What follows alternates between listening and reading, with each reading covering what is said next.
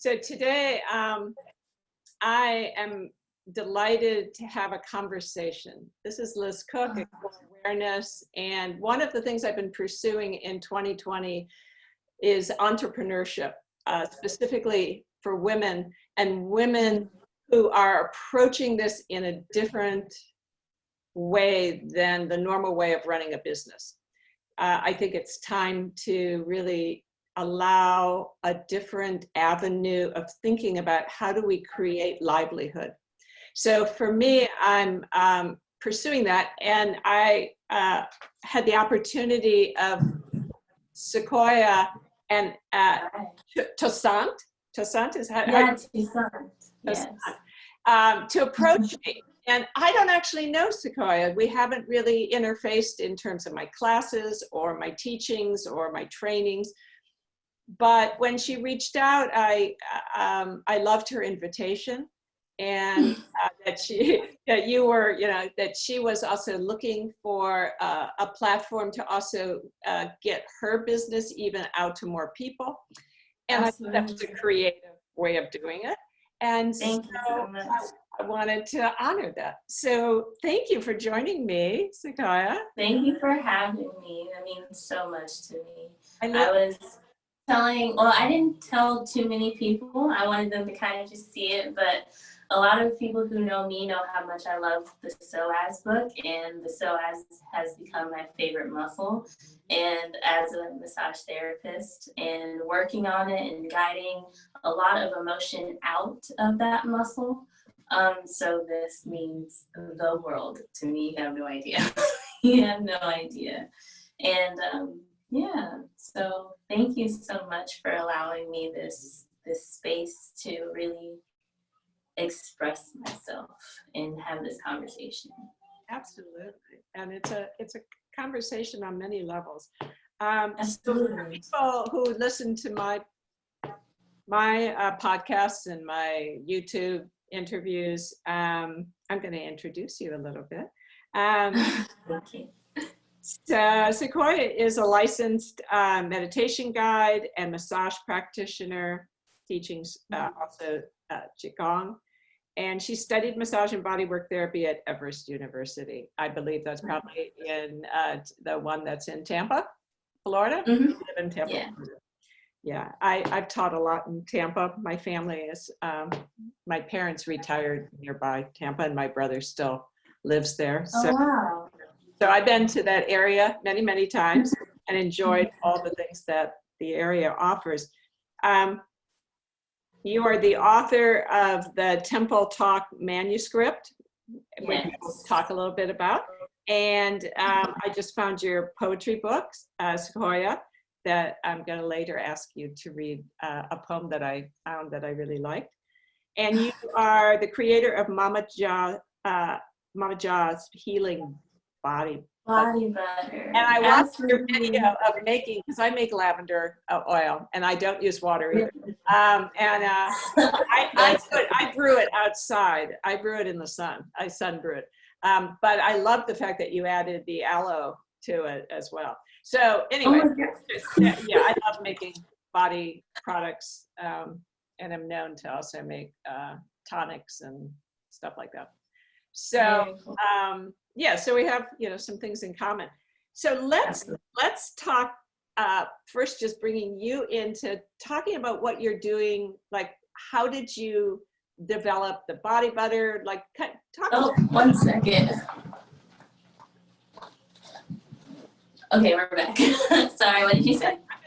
I'm gonna let me do this. What we can do so that you don't disappear is I'm going to make you a co-host. So you're going to have to signal co-host. So okay, if you accept it, or maybe you are on it now, pin you.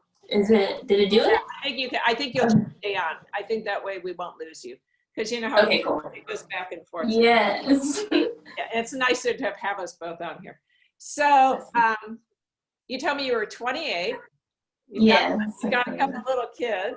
I've seen that. Yes. Yeah, you're I have a 9-year-old and a 3-year-old. Yeah, so you're a busy lady, and you've made this incredible product that you sell. So tell us something about your business. Like, how did, you know, not so much all the ways of how you got started, but like, what was the, you know, like feeding yourself, feeding your family is one of the reasons we work. But what was the inspiration of moving into the body butters? Because it seems like that's a really beginning part of healing for you. Yeah, there was a lot that went into my body butter. The main thing was a Bible verse in 2 Kings, and it's called Widow's Olive Oil. Basically, the widow went to a prophet and asked him, well, how am I going to take care of this debt that my husband left behind? And he said, well, look around, what do you have? And all she had was oil. And he said, well, go to your neighbors and collect some jars and fill the oil in those jars until it stops pouring. And once it stops pouring, I'll tell you what to do next. So she did that, and then she went back to him and was like, okay, I've finished pouring the oil. And after praying with her 2 sons, he told her to sell the oil. And I pondered on that for such a long time. And I remembered being in massage school, and about my 7th month, we did spa mod. And with spa mod, we learned how to make sugar scrubs, and we learned how to make things that you could just sell as a massage therapist in the spa community. I don't like the spa side of massage therapy. I like emotion and all the other stuff. It's really cool. But I was like, you know what? I know how to melt down some oil. So I started doing that in my kitchen, and I loved it. And I felt like an old, wise, ancient woman just stirring my pot of oil, and it felt right. And it started in a clear plastic jar, had no label, for a year and some change. And I was just selling it that way. And I didn't feel like I was honestly allowed to, because it felt like it was incomplete, but I didn't have my creative process yet. I didn't know how to design my label yet. And over the course of some time, I really thought about what that body butter meant to me, what it was supposed to look like. So I realized that it had to look like me. It had to reflect me. And I love the thought of ancient wisdom. I think ancient to me looks like brown eld papers. And so I chose a craft paper. Then I remembered sitting in the mirror, talking to myself and telling myself, like, you're beautiful, you are strong, you are just all of these things that I needed to hear about myself, especially after having a child young. I had my first daughter at 18, and my body literally just broke down. And being so young, I still needed to talk to myself and tell myself the things that maybe the world wasn't going to tell me. So I started to put affirmations on my body butter because I was affirming to myself. And I put affirmations that I started to realize that not just I needed, but women needed. And then I thought about my love for men, because men are they're not that well taken care of because they feel like they're supposed to take care of themselves. So I put affirmations for men. Then I started to think about other parts of the body that, like, I had trouble with myself, like my abdomen. So I put, affirmations for the belly, affirmations for the boobs, affirmations for the butt, and it just kept growing. And then, it took on this thing of its own, and people actually really needed it. And I didn't know that. And they love it, and they're asking me to do more things with it. I've just been reached out to make a shirt with my affirmations on it, and like the title on the back. So like Divine Feminine on the back, and like I am anchoring, I'm empowered, I'm strong on the front. And I didn't realize that it was so necessary, but it was so necessary. And that's how it started. Wow, that's great. I love creation stories. Yeah, that's absolutely. Right. the primary creation story of how do we begin to recognize that our offerings, and also through your own process. Yeah. It's not about commercialization, it's about bringing something very authentic, which was basically my story too, because people wanted me to write down what I was saying, which is what you're saying with an affirmation, writing it down. And so that's where the Psoas book became a little pamphlet, but it had a life of its own. So it grew on its own. So you're now in a kind of a transition as an entrepreneur. So that kind of launched you, as they say, where all of a sudden it has a life of its own and a way of kind of unfolding. And now there's this question about bringing something else in. Have you thought about other body products, or you were saying not so much the spa? So tell us a little bit about what is brewing in your pot now? So what's brewing in my pot has got to be, how do I help people on a larger scale? My massage therapy itself has altered heavily. It's now about releasing emotion and following the meridian systems of the body, and using the meridian systems of the body to really release tension and structurally realign the body and drive emotion out. And I can only put hands on one person at a time for 1 hour to an hour and a half at a time. But one question that I've always been asked as a therapist after someone has really gotten in contact with the kind of therapy that I provide is, well, what do you do for yourself? And I'm like, I address the meridian systems of the body. And the same way that I do it for you, I do it for me, because I can't be sad, angry, worried, fearful, and have a body of those emotions and help your body release those emotions, right? So it transmuted or like transformed into, how do I help people on a larger scale? And that's when I decided that I need to help people master peace, because that's where Mama Jah Healing started for me. I prayed for peace and my entire world was shaken up. And during the shakeup, it looked cloudy and dark and muddied. And then it took a few years for me to be able to see more clearly that it was being shaken up so that I could get the things that were disrupting my peace out of the way.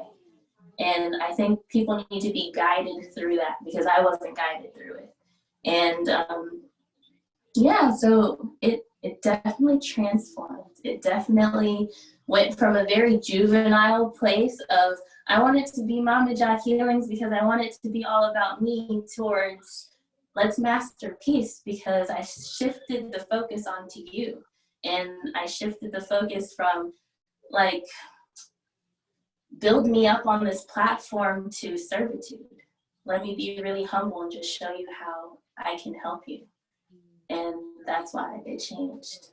Yeah, that's a huge shift. And I think for me, that's one of the things I'm asking women, because I feel that as women, the patriarchal structure doesn't really suit us in many ways. Oh, yeah.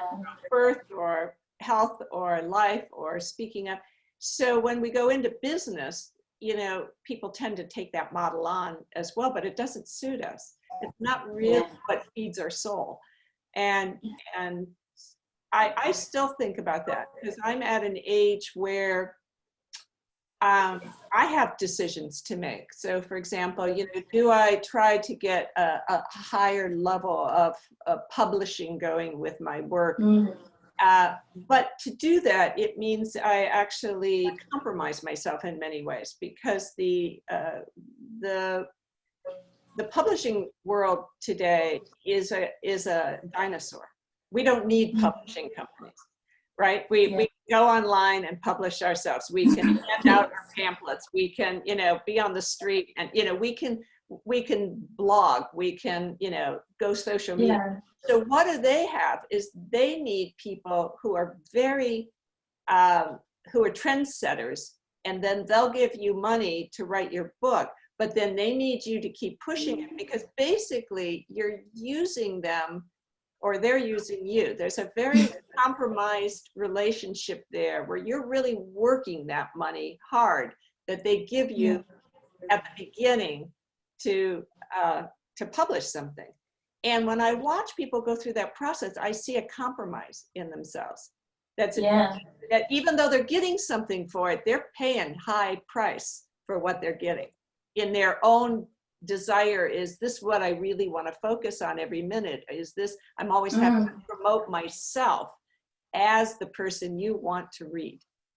So you start selling yourself as a way, not your ideas, but yourself as that's the new way they get. So you have, you know, you've been working on some manuscripts, and you've asked me some questions about, you know, do I do stuff like that? And I don't. I created a publishing company because I chose not to publish my book. I just wanted it to be what I wanted it to be. And so published. As it turned out, it was financially the best thing I could have done. And I've been asked to buy the book, and it's like, no, I'm going to keep it, because the percentage I get when I'm published versus what I get when I just sell. And do I sell more books that way? Not necessarily, but actually it keeps growing. I sell more books every year than I did in the beginning. And so financially, it's actually a better way to go. But at the same time, you don't get that big name that says, oh, you must be important because this publishing house has picked you up. So that's that's an ego event. It's not actually an economic event. Yes. Yes. So what have you discovered in trying to get your ideas out that you found works for you, or what are you exploring right now around that? You know, like, you know, are you saying, you know, right this second, I'm exploring just traveling my path. And that's kind of a hard concept to explain, but I have learned that within my body, when I'm going against what I'm supposed to be doing, my body feels it. My energy breaks down, I develop physical pain, and I do my practices to keep my energy flowing, and I'm able to understand, like, okay, well, if I'm feeling a twinge or an ache, I'm not going the right way. Let's dial it back and go the right way. And when I am going the right way, opportunities just come to me. I don't have to do all of the work. And like you said, with women versus men, it is a little bit different. If we're in alignment with who we are as a feminine being, opportunities come to us. We don't have to go out and chase it. So I'm in this process of developing an idea, creating a project, and then letting go. You know what it reminds me of is I've had 3 kids, and they were all born at home. And it feels to me like you were mentioning pregnancy to me, you know, that kind of pregnant idea, like the whole space for the idea to show up as what it really is. You know, absolutely. It's like some people want their child to be a certain thing, right? But that's very different than holding a space for really seeing. You have a brilliant idea, but then you're holding space for seeing how the flower blossoms, or how the baby evolves, and who they really are, and what they mean to you, and the interrelationship of that, which is the sacred feminine. It is the wild feminine. It's the ability to hold space for myself and discover what really wants to come from me. Wow, that is spot on for me, for all the things that I have started to come into realization about. And I know that I am barely even scratching the surface when it comes to understanding monumental growth and holding the space, because I mean, for 28 years, I have been in this place of control and like developing a birth plan when you can't have a birth plan. You can't plan something like that, you know? And having to let go and just allow what to be flexible for whatever happens. I realize that I am just scratching the surface of that, but that's a beautiful metaphor, I guess, for how that goes. And you've had that experience of holding space for another human being, both in your work and with your children. But then learning to hold it for yourself is what I hear you've described what you learned to do. Yeah, that is different. That is difficult, but yeah, you're not wrong at all. Yeah, that's really lovely, because that to me is what carries us through a creative process through our whole life. Is not just the giving out to someone, but actually allowing what you're creating to hold and sustain you. Yeah. Because don't you think there's a lot of, there's a lot in the feminine world where there's the giving piece, we keep giving, but to me, all the things I did as a mother were really feeding me as well. We're really nurturing. Yeah, absolutely. Yeah. Absolutely. And learning how to do that for myself and accepting that, the pleasure of that, which I love your idea of, when you feel something is not right, you actually feel it deeply in your body. Absolutely. And that's also something that I want to be able to guide other people to start to hone in on, is we're so desensitized to our own energy that we don't even realize when something isn't right for us. And there's, especially like in relationships, there's all that talk about red flags. You don't have to look to see someone else's red flag. You can feel how it feels for you to go this way or to go that way, and to be able to love yourself enough to take a step back and say, let me regroup, let me feel what's going on, and then let me rid myself of what doesn't serve me. That's so important. And to be like the plan, to be able to let go of the plan and say that Spirit knows more than I do.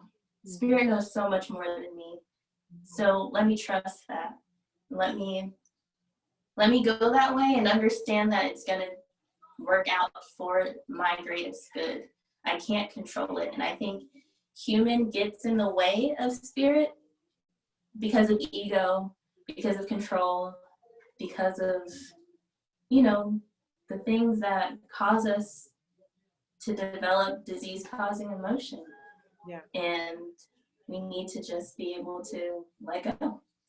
So you've really looked at disease or distress in the body as also through that model of the elemental model, whether that's Qigong or Chinese medicine or the meridian flows, the idea that often that is a congested amount of emotion, right? That those meridians aren't flowing, and therefore there's something that hasn't been addressed. Yes. Yeah. Yeah. You want to say anything more? Because that's part of what you're kind of developing. You mentioned to me that you want to launch a business called Masterpiece. So let's talk about that a little bit. Tell me more about how you, and I really want to recognize that I don't know if you totally work with Black bodies, but the stress that we're hearing with it, that we're waking up to, the amount of difference in healthcare and capacity and lifespan is to me a concept that needs to be addressed. And you are addressing it within your own community. I need to address it in my community because it is a dissonance, or what you're saying, a desensitization. So I want to acknowledge that I really appreciate and respect how you're working with this idea of well, Psoas is a beautiful example. I never approach the Psoas. I stay very far away from it. I listen to it. I've learned to, as a messenger, to listen to it. But we know, like that what has been repressed or held back or controlled through our personal stories, but also our systemic stories, does affect, you know, the hip sockets, the organs, you know, like every part of our being. It's like, so whatever you want to say about your masterpiece, go for it. Okay, so it started for me with, Shiatsu. That's the massage modality that I learned. And it was confirmed through the Psoas book in the fear response. Yeah. That what helped me understand that emotion is very real in the body. Yes. In my practice of Shiatsu, I have a Shiatsu book, and it explained through a chart that this organ processes this emotion. Right. And I sat with that for years. Okay. And I looked at it and I read it and I pieced together in the way that it made sense to me. Because I learn in a very left brain manner, and then I teach in a very right brain manner. Mm-hmm. So I had to make it make sense to me so that I could give it out to other people to understand it in a way that they can understand it. And right now, the hot ticket bucket button is anxiety. Everyone has anxiety, okay? So through my therapy, I address in here, in the groin, and I address right here. And when it's tight on someone, I'm like, oh, do you deal with anxiety? And it's kind of like a segue, like permission marketing. And they're like, well, yeah. And I explain to them further that, well, these are the organs that address or process these emotions. And then I go even further and I tell them that these emotions are what produce disease in your body. And then I go even further and let them know, like, if we are balancing your energy in your body, you can reverse disease production. I don't care how far along it's gone. And through that funnel, that forward and backward funnel, if that makes sense, we have to trace the rope back to, well, what is the key to taking disease back, reversing disease production? Well, that's mastering peace. Well, how do I master peace? You have to let go. You have to let go of control. I feel like when you let go of control, you let go of anger, you let go of fear, you let go of worry, you let go of excess and depleted joy, which leads to depression or mania. You let go of those disease-causing emotions that put your body in a state of diseasement. And yes, it's so important. Like that if it hasn't been trademarked already. It's so important. It's so important. And yeah, so that's why I'm like, your book helped so much, because I mean, I read it I want to say 3 years ago for the first time. And it's the only book that I've been able to read front to back, put down, come back to, and then read again. When I'm typically reading a book, I'm like, oh, I've already read this, and I'll like sit it aside. I can't read it again. It's like every time I digest that book, I need it again in different areas of my life as I go down, as I learn more. And it helps, again, with confirmation, like, okay, what you're doing and what you're saying and what you're teaching, what you're guiding makes sense. It makes sense. You know, it's amazing that that's part of what I've been playing with is what I call the colonized mind, because the ability to reduce everything and to compartmentalize is part of that structure, and reductionist, what's called reductionist thinking, and so that's how we learn, right? That's the way schools are set up. That's how we teach. And so once we start looking at this, we're looking at, well, where do emotions exist?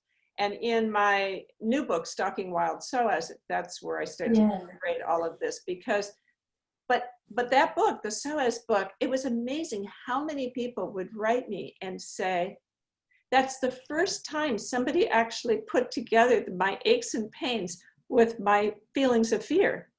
And it was like, ah, you know? Yes. But it was, they felt like heard for the first time, because they would go to their doctor and say, I have this pain, and they're just looking physically what's wrong. And it's not addressing the real pain, which is the tremendous anxiety and fear. And, you know, when you say you have to let go, I think that's a huge request, because it's not what our organism wants to do. Our organism, when it has a fight or flight response, needs a container of safety to let down.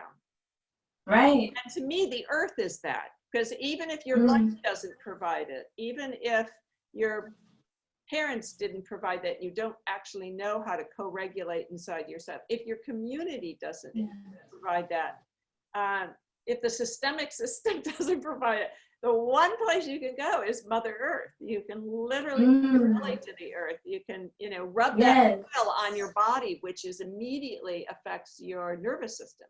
So body oils are what you're doing is you're giving ground, you're giving a place where someone can let go into. Right. You know, you can dissolve into the oil, so to speak, and let that be absorbed to become porous enough that it's actually food, you know. That is, when you say that you can like go into the earth, that makes so much sense, because in my Shiatsu book, it gives you self-care per emotion. Now, I quoted self-care because that's not what it says in the book. That's what I started to talk about, because I think that self-care, that what we're being taught in social media about self-care is absolute garbage. It's like, go get your hair done, go get your nails done. That's not self-care. That's, no. So, but per emotion, like for anger, for example, it says to go take a walk in the woods. It says for fear to go sit by a body of water. So literally, it gives you a place to let go in the earth. But so I started doing those practices because it gave me exactly what I needed, and I could feel in my body per meridian system what emotion was arising. So I would go do what I needed to do in the earth based on the emotion. But then I would come back into the environment that caused me to lose it, right?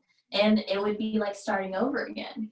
So that was something in my mind that was a quick fix for my body, but it didn't help my brain. And so that's why I want to help guide people to mastering peace and guide them through Qigong and teach them how to let go, because I mean, I know we just met in this conversation, but I'm a whole different person now. When it comes to letting go, I was not someone who can do that. And it comes from, you know, like you were saying, it comes from your lineage. And I had to look at both sides of my family down the line and see how the women in my family are, how the men in my family are. And looking back, it was like, oh man, the odds are against me. Like, I have to let it go. That's not a thing that happens in my family. But I was exhausted. And that's what happened. That's when I decided, like, you know what, I am gonna let go. I was tired. Yeah. And well, exhaustion does that, right? That is the collapse. And in in Stalking Wild, I talk about landing and locating, and it often begins with a collapse. So it goes with us literally landing on the ground, so to speak, you know, Wow. like literally returning to the soil, returning to the earth, returning to fetal curl, which is a beautiful gesture to you know, people think, oh, that's a fear, but it's not, it's also a return. It is. Sometimes it is the way that you know, I'm holding on, in the sense that it's good gesture, you know, if something's falling, you're protected. If someone's hitting you, you're protected. If, you know, but it can also show up as getting bigger. But the gesture is often a return to something that we know very deeply in our core, because we grew in our mother's womb in that fetal. And so you're also returning to the womb, you're returning to Mother Earth, you're returning to any seed that before it starts the growth. And there's a restorative gesture in that. There's something that starts to restore. I think the gesture of using the oils on your skin, like you recommend people do, is a gesture of touch, right? Which is so important. It's a returning, touching your actual elemental being, you know, and turning towards it. So with touch specifically, especially as a massage therapist, this is so near and dear to me, but when the body experiences a bad touch, whether it be like you were shoved in 3rd grade or someone hit you or any kind of bad touch, there's a number of bad touch. The skin processes it and holds on to it, and it becomes one with the mind. It's all connected through the nervous system, like we spoke about. But when you touch that same place on the body with love, it changes everything down to that cellular level through the nervous system. And that's why I make sure to address all of my massage bodywork therapies with so much love, because I don't know at what point on someone's body they had a bad touch, but I do know that when I have my hands on them, they're going to experience nurturing. They're going to experience love. They're going to experience being cared for. And that's going to change in their mind. And it's also, when I mix my oils, my body butter, I put that love into it too, because I think the intention is super important, and we extend it then with the affirmations. Now you're speaking love, and you're putting love, and you know, you're rubbing love, and it's all altering what may have touched your body at any point in your past. And I think that's very important. Oh, that's wonderful. Yeah.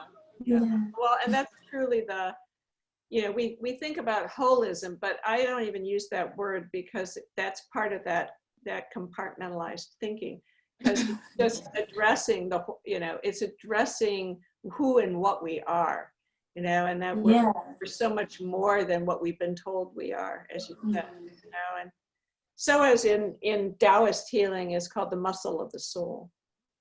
Why I never manipulate it, because I'm never looking to do something to it, because all it is a messenger of this very core of my being. And whatever has happened to me, there's still a consciousness in the core of my being, what I call biointelligence, that is informing me. To me, that is that consciousness that, you know, you tune into, and you know that something's not right about what's happening, or it doesn't really like that what we call intuition, or the gut feeling. Absolutely. Yes. So, you know, you talked about teaching those in dark places in captivity how to master peace. The fact that you said the word captivity really intrigued me. So please tell us more about that. What do you refer? Okay, so I really think that those two things are really one and the same. To be in a dark place of like anxiety, depression, any of those things, and to be in captivity it's the same. I think that it's the absence of freedom. It's the absence of freedom from depression or freedom from anxiety, freedom from anger. It's the absence of love in the body. It's the absence of peace in the body. So I know that place very, very well. I don't think that I've had bouts of anxiety, but I know grief, and I made friends with grief for a very long time. And I had to let go of that so I could be free to be present. And we need to be present. Every single being on this planet needs to be right here in the present. Too many of us are looking so far ahead. Too many of us are stuck looking behind us. And I mean, we could think all day like, I would have done this different, or if I could have done that different. It doesn't matter what you would have done differently. You can't go back. The past no longer exists. So come out of that depressing place and look around and see what's going on right this second, you know? So captivity and dark places, they're the absence of freedom. Yeah. So I do want to go into something that we didn't necessarily talk about, but it's really coming up in my mind, so I want to bring it up, which is there was a woman talking. She works in Southern California. I'm sorry, I can't remember her name, but she was talking about embodiment practices and how they're very popular now, but how she can only bring those into places where people are, because, for example, financially, people may not be able to go get a massage or get body work. Maybe they're living on the street. Maybe they're working, 5 jobs to maintain their family. Like how to bring these embodiment, what we were talking about, of accessing this present moment in a new way. And one of the things she used as an example, she said, I can take, she was a woman of mixed race, and she said, I can take my Black children to get, my sons to get craniosacral work, and they can feel great. But that doesn't change the fact that they're out on the street and what happens to them on the street and whether they will be targeted. That doesn't change that. So I wanted to ask you how you are working with this dissonance between how the culture perceives us and where safety lies. Because it's easy for me to say safety lies in me, but that's because the culture doesn't see me. Not only am I white, so I'm fairly, the police cop, which I have a son who's a police officer. So, so I know it from both places. But I'm not necessarily going to be pulled over, although maybe as an old woman I might be, if I'm driving too slow or too fast. But I have more license to feel comfortable in my body than other people do. So how do you work with that for yourself and for your community and for all of us? What wisdom can you share about that for yourself? It's hard for me to speak on that too, because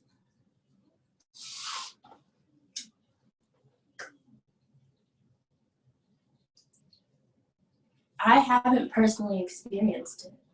Yeah.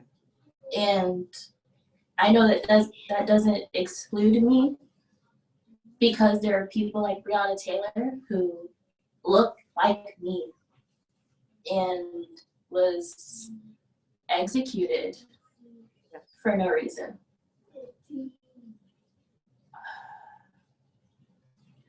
But I do know that we cannot address it separately.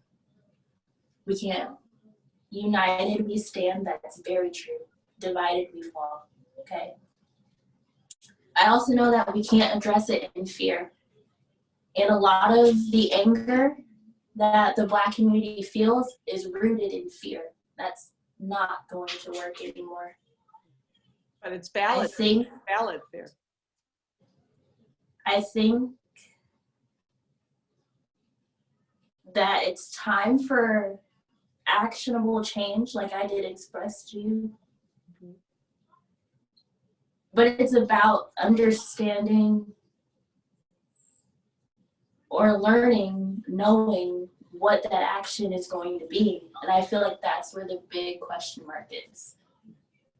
Riots aren't working enough to create lasting change, generational change. And we can't keep our kids inside. I have a Black son, I have a 3-year-old boy, and he is so cute right now, but in 10, 15, 20 years, nobody's going to see him as cute anymore. He's going to become the threat. Yeah. I have a 14-year-old cousin who was gunned down in St. Thomas, Virgin Islands, and they haven't found his killer. So it hasn't happened to me, but it's close to home. And being that it's so close to home and I still have a question mark, I don't know. I know that we have to change, that we have to figure that out as a community. It has to be a group discussion. Yeah. And we can't burn things down. We can't. That's not going to help, because it's going to create this image that, you know, like, well, this is exactly what we're fighting against. Black people are angry. They're burning things down. They're rioting. They're yelling. They're doing this. They're doing that. That's not going to help us. We have to figure it out. It's an interesting conversation, because you could say that has been the strategy of control also, is that don't show your rage, don't show your anger, don't just submit and accept. You know, so I can feel what I sense, and I have lived a very protected life it's a very middle class, lower class life, but very isolated. And so in some ways, you know, I'm just kind of really recognizing the loss of soul in the white body. The what I would call the frozen spine. And I've been talking about that because, to me, part of what engages me is a connection to Earth. It's not other white bodies. And other white bodies are not raised to feel community. Wow, yeah. So there's a lot of work, I feel, on my end of the dynamic that's really important. There's a lot of waking up that has to be done through literal touch of the white body and movement. And recognize that we can't even track where we were so traumatized, where like we haven't turned around, because when white bodies came to this country, they cut off their connections. They severed them and said, no, I'm not ever going to look back. You know, and there's so much trauma in the white body that I feel has never been addressed, that we recapitulate over and over again. So it is a huge challenge for all of us, whether we're the perpetrator or the victim or vice versa. And so I'm curious, because what I recognize as I've softened that what is perceived often as dissonance in the white body, a kind of like, you can't really read us very well. Like, we say one thing, but we're doing something else. There's what I call incoherence. So to me, there's nothing wrong with anger. There's nothing wrong with fear. There's nothing wrong with expression. It's the fact that if you're saying one thing and doing something else, or the lack of the smile on the face when you're really angry, or you have no sensation.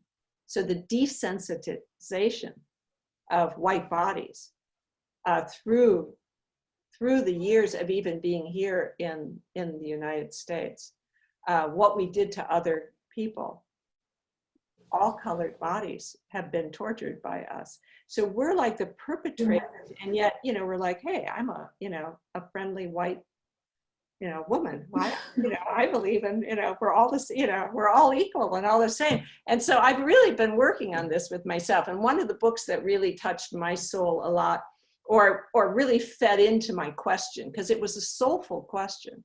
And the soulful question happened to me was, my daughter lived in the inner city of St. Louis, and I would go and spend time there. And that was really my first exposure to anyone who doesn't look like me, to tell you the truth, even though I've lived in major cities, right? But I mean, like really like living in a field of energy. And what I realized was I was the one isolated. I was the one that actually couldn't touch my soul on that, and yet I could feel the hunger of that connection of soul. That brown and black bodies have always maintained. And all of a sudden there's like this, oh my God, I don't need to include, I need to get out of the captivity that I'm in, so I can become human. So I can actually become responsive. So I can actually participate in changing and initiate change in the systemic racism that exists in the United States. I feel like there are, although you may not be sensitive to the energy that you are sensing around you, and not you specifically, but I mean in the white community, I do think that when someone who comes from a place that is lacking that soul, and they see the Black community and how soulful we are, there is a sense of jealousy. There is a sense of, and like you said, fear is okay, but when fear is your reasoning for gunning down and for executing another race, fear isn't okay. So I do think that, and I mean, people say it all the time that Black people are being, our culture is being copied because we are looked at like, you want to be like us. And so there is a sense of jealousy. And I do think that on some level, a white body is processing that and acting on it. But maybe they don't even realize, because they're desensitized to the energy, why they're feeling that way towards our group. Yes. And bottom line is that we are all beings. There's a level where we can all get to, where we can all connect. And I think that that's what we need to figure out. Yeah. That's what we got to figure out. The book I was mentioning was My Grandmother's Hands by Resmaa, Menakem. And he and I have had some wonderful conversations because I went to visit him.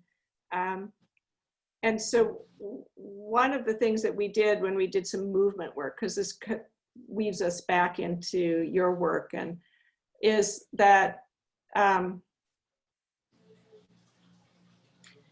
when he's working with his own community, he is working on the anxiety. When he talks to me about how, I told him that what I experience in my own system, when I really can go into movement work that allows that kind of flowing river you've talked about, the muddy water versus the flow. And it really shows up when it stops freezing, so I think of like myself as like the river where there's and for many white bodies that I work with, that frozen layer on the top. Like ice, yeah. Yeah, but underneath the river is still flowing. So what would allow me to like dissolve that, melt that frozenness that is part of my lineage, that isn't necessarily something I want to be, but is nevertheless, I'm holding that, right? I'm holding that energy. And I'm acting on it, or I'm not responding to somebody else's actions. I'm not holding other white bodies accountable. Okay, I'm sitting there kind of semi-frozen going, whoa, like I just don't know what to do type of thing. Yeah. What they call fragility, and it's not fragility, it's desensitization. And that comes back to how those children were raised, how our ancestors were raised in the face of slavery. What does a tiny white kid see when they see someone hung in the middle of a court? Like how does that land in our body? So what I started doing was, I came into it through just waking up in my own tissue through movement, because I recognized I had deep levels of fear in my own system that was, family lineage and abuse. And so by the time I actually arrived here on the earth, as you said, it just shows us that, I only got a few more years and then I'll be out the door. Like, so I got to do a lot in this short time, because, but that's how long it took me to arrive here. But I'd like to speed up the process so that we actually change the system, which I think we have the potential to do. And I do feel that, but some of it has to do with our own needs as community. And that's what we don't have, that colors, bodies, what he calls bodies of culture have, is we actually, the white body in America doesn't have a culture. We can say, oh, my lineage goes back to this or that, but we actually don't in this have it. And that's why we are ravenous to take yours. That's the ravenousness that I see in the white body, is that we actually soulful don't have that connection to soul that's so direct. That is, and so one of the avenues to that is to create culture, but it's also the physicality of my body, which is why I say the Psoas is called the muscle of the soul in Taoist healing. It is the access to our humanness that goes beneath that iciness of disinterest or lack of compassion, like just having a response that is human. Right. Which I think that maybe that's why I'm not afraid to address the Psoas, because when I'm working for a corporate massage place, or if I'm working for even an independently owned massage place, the majority of the bodies that are on my table are white bodies, simply because of what can be afforded, right? Yes. So when I'm over their body, touching them, I'm this big, and my especially my men, they're massive humans, and I'm putting love into their abdomen, into their psoas.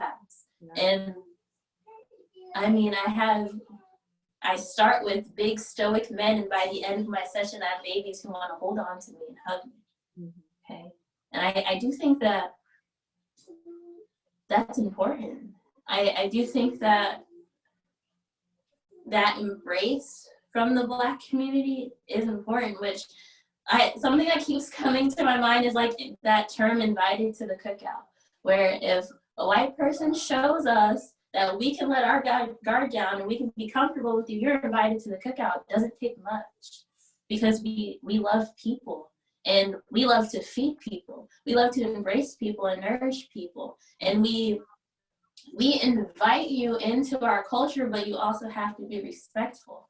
Like, don't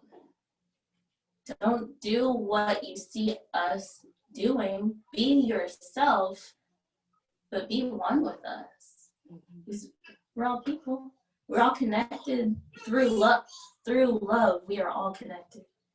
And I do feel like when I'm taking someone from the front of the reception office back to my room, all the way back in the corner, from that walk to the front to the back, there is a gap. There, I can feel it.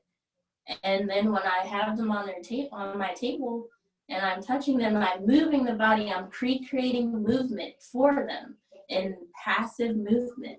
And their energy is flowing. And they feel like, okay, I can trust her. And I feel like, okay, I can trust him. It's different. And that movement is so important, like you said, because when you have stiffness or blockage, when you have a brittle, unmoving body, you have disease, you have death. When you have a flow of energy and you have a flowing body and a body that can touch its toes and raise its hands up high, you have a life. Yeah. And I think that's important. And that's why I chose the avenue of Qigong, because you have to move. You have to get up and move around. Yes. And I do feel that there is a big block, especially in my community, between mentally who can afford a session of healing and financially who can actually afford a session of healing. And that's something that needs to come down, especially mentally, because in my community, we are quick to spend money on frivolous things, on things we don't need, and not so much to spend money on taking care of ourselves. Yeah. But I think we need to be able to create an avenue where money is not an issue, where you can still get access to movement. You just have to show up. I'd like to be part of that. I really feel like that's an objective of how to really create accessibility for everyone. Because I think everyone, you know, the classism of healthcare, you know, yes. The inability, and that's what I love, the fact that, you know, you not only made the butter, but you also showed people how easy it is to make. And that, yes, you can do it yourself. Yes, you actually, you can put yourself out of business. So as an entrepreneur, you know, you're not hiding your secret. You might not be telling them all about proportions, but you're telling them how you make it. And I love that you share that so freely, because that does. I know your kids are probably like, okay, you're out, Mom, get out here. It's okay. Like, I'm literally in the bathroom because motherhood. See, our time is up, and obviously we could pursue this for a long time because there's so many levels. I wanted, I think I've covered most of the things you were hoping to talk about. Would you take a moment and read the brief? Oh yeah, of course. So this is from my poetry book called Sequoia, and I'm going to read number 1, which is called My Tree. Soil rich like beaches with black sand, beauty in abundance like the thick in the hair of a black man. Roots runneth over and do a 13-step dance, swaying, silhouetting, pirouetting, collecting energy. And each step plunges a foot. Foundations of the trunk body rise like soot. Growth in slow revolving spirals, a museum of imagery in the bark like mosaic tiles. Her artwork breathes, tells beautiful stories of a red-headed woman god with the body of a tree frog. Birthed from the petals of a lotus, she used her bark and no bite when she told us. You are in a time of transition. You can trust your roots, your foundation. And to the detachment in your lotus, just focus, just focus. Ground yourself. Enter your position without floating. Use my green leaves as your heart's guiding light and source for energy. Love deeply, vibrate high, always be a goddess, and trust third eye. She's right.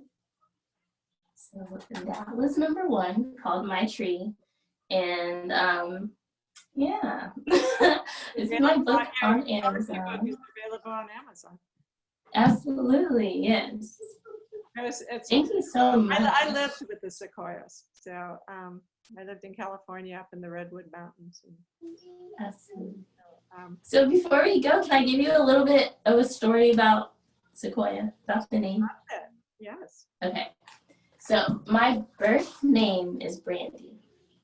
And I wrote this book, this whole book, about my transition from being a woman in captivity, a woman in a marriage that was toxic. And when I was finished, I titled it Sequoia, and I thought, I love that name so much, because all trees start from a tiny little seed. And I look at myself, I'm only 5'1", and I see myself as like a tiny little person. But my energy is so big. It's so big like a sequoia. And so I gave myself that name, and Toussant is actually my grandmother's maiden name. And I love that my lineage is French. I love that I am so deeply my grandmother's child. I love my history. I love where I came from. But I also love that I'm able to transform it into something else, this transition. Yeah, the transmutation. Huh. Yes, absolutely. Which is what the seed does, right? Because yeah, that seed is always within us. And yet, absolutely.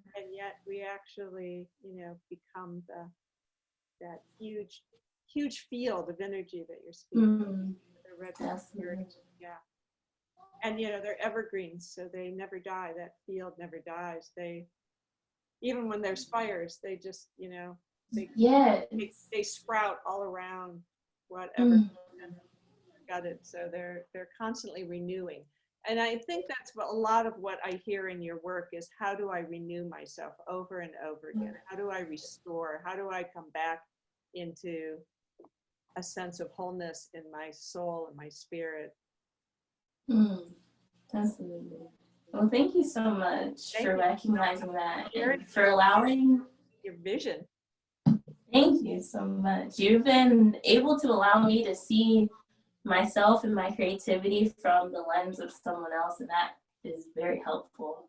I think that also helps for the projection of more growth. So thank you so much for this time and this space and for this conversation. It was really great. Thank you so much.